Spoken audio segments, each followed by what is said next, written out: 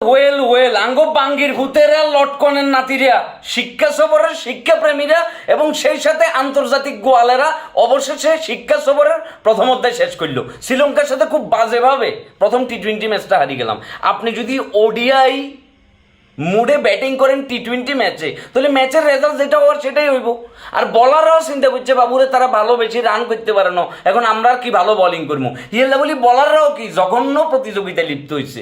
Batter এবং বলার দুজনেই চিন্তা করছে যে কার চাইতে কে বাজে পারফরমেন্স করি শ্রীলঙ্কারে কত দ্রুত জিতানো যায়। মাত্র 4.4 ওভারে শ্রীলঙ্কার রান হয়েছে 78। চিন্তা করি দেখেন, পাথুম নিশাঙ্কা এবং কুশল মেন্ডিস এই দুইজনে জাস্ট আমাদের বলারদেরকে তুলাধুনা করে ফেলছিল, তুলাধুনা। 6 ওভার শেষে শ্রীলঙ্কার রান 80। মানে কল্পনা করা যায় তারা কোন লেভেলের ব্যাটিং করছে, কোন লেভেলের ডিস্ট্রাকটিভ ব্যাটিং করছে। যে জায়গায় তাদের রান দরকার, রিকোয়ার রান রেট হচ্ছে আপনার 7.75, সে জায়গায় তারা রান নিতেছিল ওভারে 15, 16, 18 করি। তাসকিন তো এক ওভারে 18ও দিছে, তানজিম সাকিব দিছে 16। হ্যাঁ, মানে এই লেভেলের বোলিং করি আপনি শ্রীলঙ্কারে কিভাবে আটকাইবেন?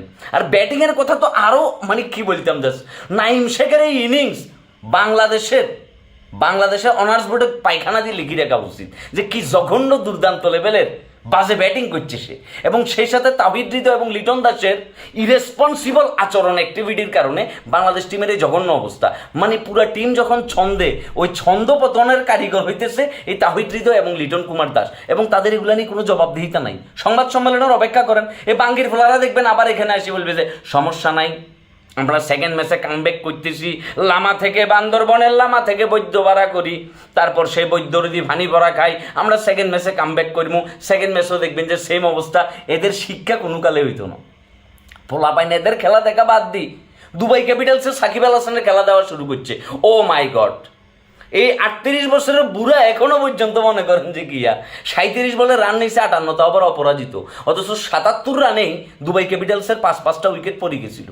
ওই জায়গা থেকে সাকিব আল হাসান টানি রানের চাকারে সচল রেখেছে। আর সে জায়গায় আমাদের মেহেদি হাসান মিরাজ, আমাদের তাহিদ হৃদয়, আমাদের নাইম শেখ, এই বাঙ্গির পোলারা 16তম 17তম ওভারে আসি পর্যন্ত কি যেমনি করে সিঙ্গেল নিতেছিল, মনে হইতেছে ভাই এটা 90 ওভারের টেস্ট ম্যাচ কিংবা 50 ওভারের ওডিআই ম্যাচ। এই টেনশন ছাড়া তারা কেমনে করে খেলতেছিল। যে জায়গায় শ্রীলঙ্কা ব্যাটিং নামার পরেই বিধ্বংসী এক ইনিংস খেলি, জাস্ট আমাদের বলারদেরকে লজ্জিত বানাই দিয়েছে, আমাদের বলারদেরকে মহাকাশে পাঠাই দিয়েছে। মানে বাংলাদেশের খেলা দেখা আর রুমের ভিতরে বসে 19-20 দেখা একই। প্রত্যেকবারই আপনি ওয়াদা করবেন যে বাঙ্গির ভোলাদের খেলা দেখবেন না, কিন্তু আপনি তারপরও দেখবেন। এবং প্রত্যেকবারই আপনার কি সাময়িক উত্তেজনা আসবে, তারপর উত্তেজনা আসতে করে নাইমে যাবো। ওপেনিং ব্যাটিং যেমনি করে শুরু করছিল পারভেজ হোসেন ইমন এবং আমাদের জুনিয়র তামিম, ওই ছন্দপতন ঘটাইলেও জুনিয়র তামিম।